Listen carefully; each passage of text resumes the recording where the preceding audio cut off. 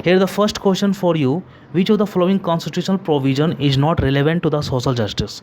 तो यहाँ पर जितने ही प्रोविजन दिए गए हैं, equal justice and free legal aid, promotion of educational and economic interest of SC, ST and other weaker sections, provision of trafficking in human beings and forced labor, and the fourth one is abolition of titles. इसमें से जितनी provisions हैं, which provisions is not relevant to social justice, ये पूछ रहा है, ठीक है। तो यहाँ पर जितनी प्रोविजन है, इसमें जो फोर्थ प्रोविजन है, ये abolition of titles, this is not relevant to the social justice, ठीक है। तो हमारा ऑप्शन नंबर 4 हो जाएगा। The second question for you, which amendment restored the power of the Supreme Court and High Court's judicial review that was previously curtailed by the Constitutional 42nd Amendment Act 1976? तो 42nd Amendment Act 1976 के द्वारा जो high court और supreme court का जो judicial review curtailed कर दिया गया था, उसको फिर से रिस्टोर किया गया है, किस एक्ट के द्वारा? ऑप्शन क्या है आपके पास? 43rd Amendment Act 1977, second 44th Amendment Act 1978, third है 45th Amendment Act 1980 and the fourth है हमारा 46th Amendment Act 1982, ठीक है। इसमें से किस अमेंडमेंट के द्वारा रिस्टोर किया गया था उनका जुडिशल रिव्यू का पावर, ठीक है? तो वो था हमारा 43rd Amendment Act 1977, ठीक है। इस अमेंडमेंट के द्वारा इनका जुडिशल रिव्यू का पावर रिस्टोर कर दिया गया था। बाकी ऑप्शन की बात करेंगे तो 44th Amendment Act 1978 के द्वारा बहुत सारी चीज़ें हुई थी। उसमें दो चीज़ अगर हम लोग देखेंगे तो इसके द्वारा 44th अमेंडमेंट एक्ट के द्वारा, ठीक है, राइट टू प्रॉपर्टी को एबोलिश करके 300A आर्टिकल में डाल दिया गया था पार्ट 12 में, ठीक है।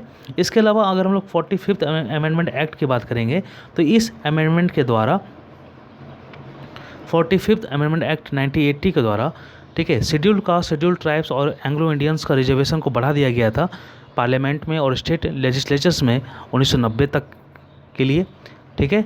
और 46th अमेंडमेंट एक्ट 1982 के द्वारा स्टेट को पावर दिया गया था कि वो सेल्स टैक्स में लेवी लगा सकता है, ठीक है। चलिए, जहाँ तक होता है मैं ऑप्शन से आप लोगों को बता देता हूँ ताकि ऑप्शन से भी थोड़ा आप लोगों को हेल्प मिल सके, ठीक है।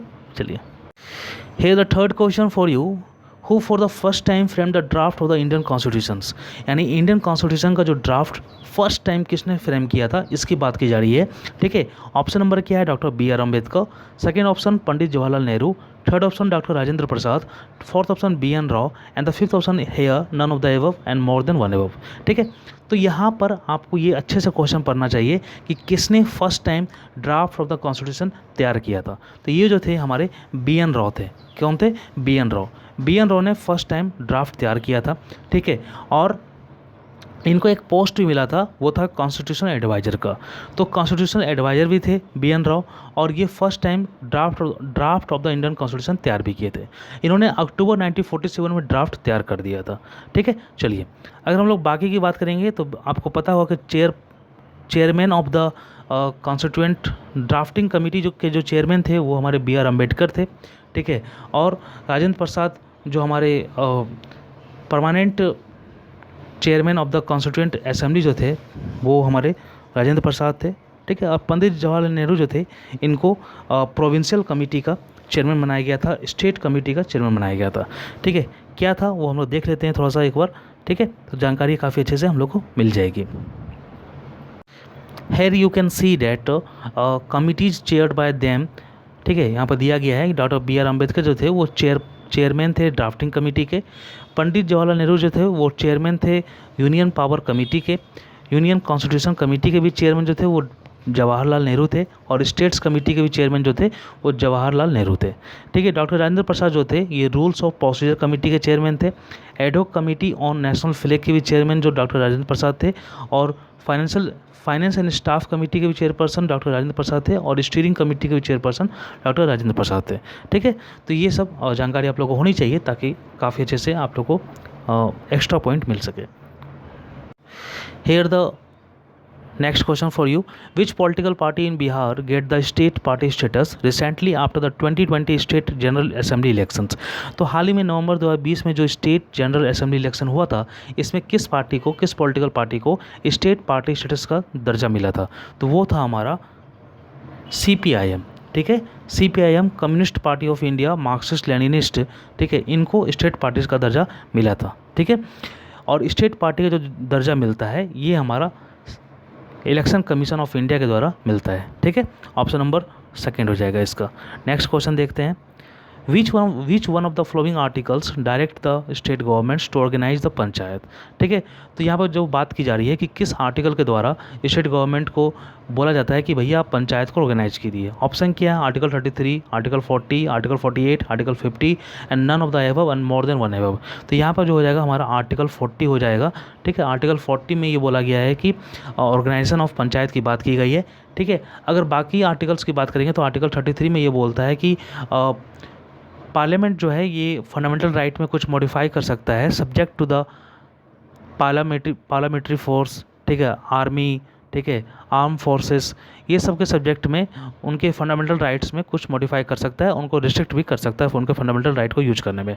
ठीक है, नेक्स्ट क्या, आर्टिकल 48 जो है ये हमारा बात करता है कि provision of slaughter of cow and animals. ठीक है, आर्टिकल 50 जो ये बात करता है कि separation of the judiciary from executive की बात करता है आर्टिकल 50। ठीक है, तो ऑप्शन से खेलने की ज़रूरत इसलिए पड़ती है ताकि आपको एक क्वेश्चन से 3-4 पॉइंट मिलने की संभावना बनी रहे और काफ़ी अच्छा इंटरेस्टिंग सेशन भी बन सके। ठीक है, फिलहाल इस क्वेश्चन का आंसर आर्टिकल 40 हो जाएगा।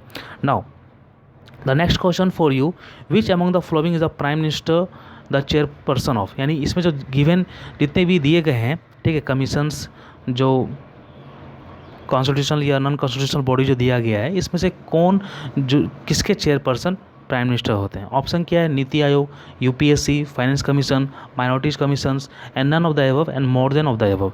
ठीक है, तो इसमें जो प्राइम मिनिस्टर जो चेयरपर्सन होते हैं ना, वो नीति आयोग के चेयरपर्सन होते हैं।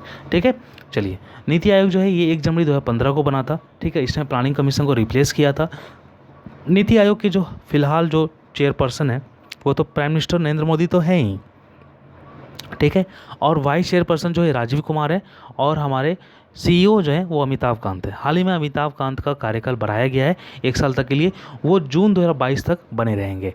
ठीक है, चलिए नेक्स्ट क्वेश्चन देखते हैं, who has the power to appoint the CAG controller and auditor general under article 148 of the Indian constitutions. ठीक है, तो किनको पावर है, तो पावर है किनको है, केग को अपॉइंट करने का, वो है हमारे प्रेसिडेंट ऑफ इंडिया को।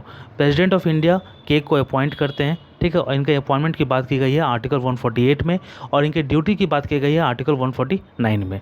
ठीक है, चलिए प्राइम मिनिस्टर इसको अपॉइंट करते हैं। Now next question for you, who is the supreme commander of Indian arm forces. तो इंडियन आर्म फोर्सेस के सुप्रीम कमांडर कौन है, तो वो है हमारे, ऑप्शन क्या क्या दिया गया है, prime minister, president, vice president, chief of defence staff and none of the above, more than one above.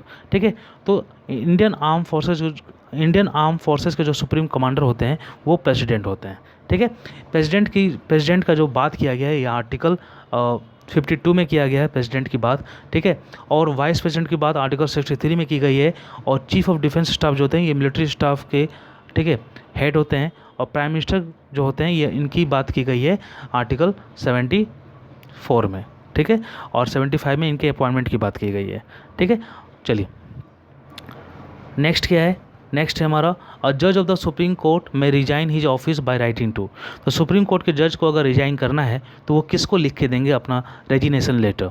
ठीक है, ऑप्शन क्या है, president, prime minister, law minister, attorney general of India and none of the above and more than one above. ठीक है, तो supreme court के जज होते हैं वो रेजिग्नेशन लेटर सौंपते हैं प्रेसिडेंट ऑफ इंडिया को। ठीक है, the correct option for you the president हो जाएगा यहाँ पर। ठीक है, और ये जो सुप्रीम कोर्ट का अगर जज बनना है तो इसका प्रोविज़न क्या है, एलिजिबिलिटी क्या है, कि अगर आपको हाई कोर्ट में अगर आप 5 साल तक जज हैं तो आप एलिजिबल हैं सुप्रीम कोर्ट के जज बनने के लिए। अगर आप हाई कोर्ट में 10 साल तक वकील हैं तब भी आप एलिजिबल हैं सुप्रीम कोर्ट के जज बनने के लिए। और अगर आप एक इमिनेंट ज्यूरिस्ट हैं तो भी प्रेसिडेंट आपको अपॉइंट कर सकते हैं। ठीक है, चलिए नेक्स्ट बात की जा रही है, नेक्स्ट है हमारा, who appoints the chairman of national commission for scheduled cast. ठीक है, जो national commission for scheduled cast जो है उसके चेयरमैन को अपॉइंट कौन करता है। ऑप्शन क्या है, president, Lok Sabha speaker, third option prime minister, fourth vice president and the fifth is here none of the above and more than one above. ठीक है, तो national commission for scheduled caste के जो चेयरमैन है, ठीक है, इनको अपॉइंट किया जाता है हमारे प्रेसिडेंट साहब के द्वारा। ठीक है।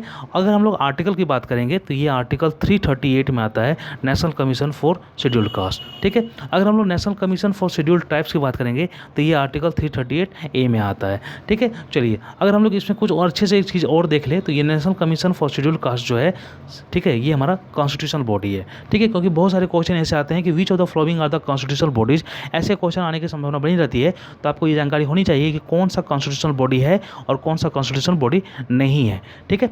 अगर आपको ये चाहिए कि लिस्टिंग चाहिए कि कौन सा कॉन्स्टिट्यूशनल बॉडी है, कौन सा कॉन्स्टिट्यूशनल बॉडी नहीं है, तो ये लिस्टिंग मैं आपको प्रोवाइड कर सकता हूँ अपने टेलीग्राम चैनल में, और अगर आप लोग कमेंट करें तो। ठीक है। चलिए, नेक्स्ट क्वेश्चन क्या है।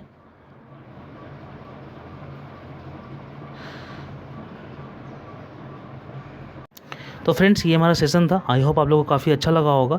ठीक है। और ज़्यादा से ज़्यादा शेयर कीजिए अगर आपको ये रेलेवेंट लगता है कि हाँ ये काफ़ी अच्छा टेस्ट सीरीज है इंग्लिश मीडियम के स्टूडेंट के लिए, तो आप अपने फ्रेंड सर्कल में इसको शेयर कर सकते हो, ताकि जो भी स्टूडेंट इंग्लिश में तैयारी कर रहे हैं उनको ये बेनिफिट हो सके। और इंग्लिश में जो टेस्ट सीरीज है वो लगातार आता जाएगा। ठीक है। और इसका जो PDF है ये आपको हमारे टेलीग्राम चैनल सिविल सर्विसेज का अड्डा में मिल जाएगा, इसका PDF। ठीक है, फ्री ऑफ कॉस्ट आप वहाँ से डाउनलोड कर सकते हो और अपने रिवीजन के लिए भी स्टोर कर सकते हो। धन्यवाद। ठीक है, आपका दिन मंगलमय हो।